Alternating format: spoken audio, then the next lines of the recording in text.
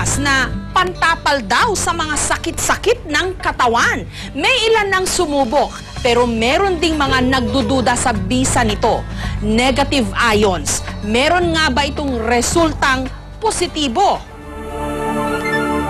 6 na buwan lang si Baby Rupert nung nagkaroon siya ng tinatawag na scalded skin syndrome. Matinding sakit sa balat kung saan namumula at nalalaglag ang balat sa kanyang buong mukha at katawan.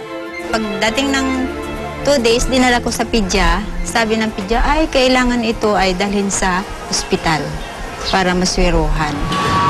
Nangamba ang kanyang mga kamag-anak na baka hindi na siya gagaling pa.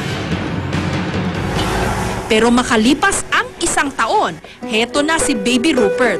Masayahin. At higit sa lahat, flawless. Ang nagpakinis daw sa kanya, sanitary napkin na may negative ions. Wala naman daw masama kung sinubukan nila ito, lalo ba't 10 piso lang kada piraso. Tinatanggal lang nila ang negative ion strip sa sanitary napkin. Pagkatapos, itinapal sa sugat ni Baby Rupert. Makalipas lang daw ng 1 linggo, unti-unti nang kuminis di umano si Baby Rupert.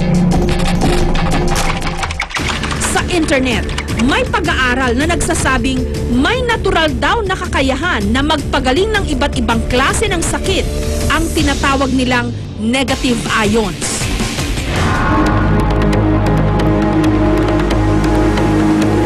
Nagmumula raw ito sa kalikasan mismo, katulad ng waterfalls, dagat,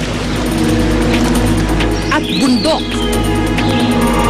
Meron din daw negative ions ang katawan ng tao. Pero sa ibang bansa, meron ng mga inilalakong bra, damit, medyas, bedsheets, at maging detergents na nilagyan rin daw nila ng negative ions. Pero ang nakaka-intriga talaga, sanitary napkin na may negative ions? Meron itong green strip na itsurang adhesive bandage sa gitna ng napkin. Dito raw nanggagaling ang di umano negative ions. Tatanggalin ito,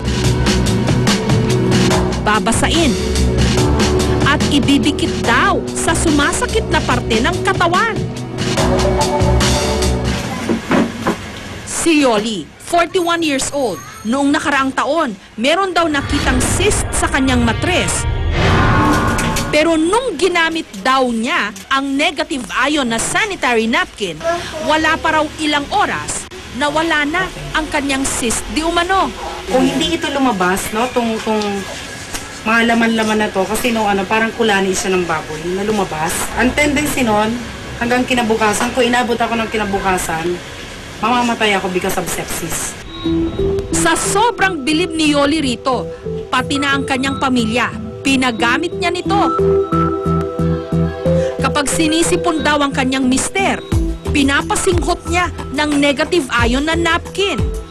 Tinatapalan din niya ng napkin ang idinadaing na bahagi ng katawan ng kanyang junior, kasi hodang hindi ito kaaya-ayang tignan. Nung una, inaalas ka nila siyempre. Yak! Ano yan? Napkin! Pero na na-try nila, lahat sila ngayon nakaano. Kaya naman para makaiwas daw silang lahat sa sakit, tinadtad ni Yoli ng negative ion strips ang kanilang buong bahay.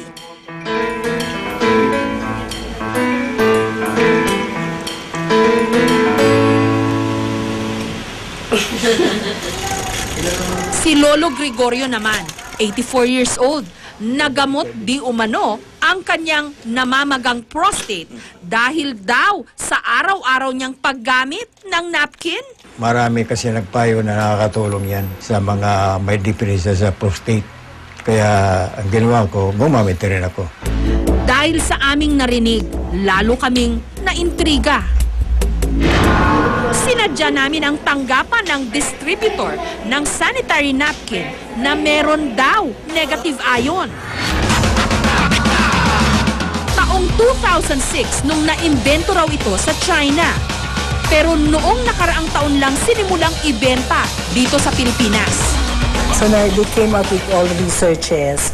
Doon sa small strip na yun, nilagay nila sa napkin.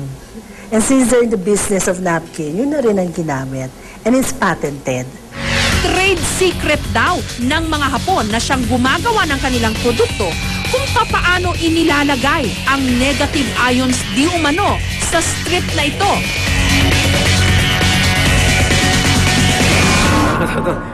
Ipinakita rin nila ang kanilang strength test para raw patunayan na may enerhiya ang kanilang napkin. 1, 2, 3, go. Go. Okay, madali lang siya. Okay, this is what we call strength test. Zip lang, zip. Konting zip lang. 1, 2.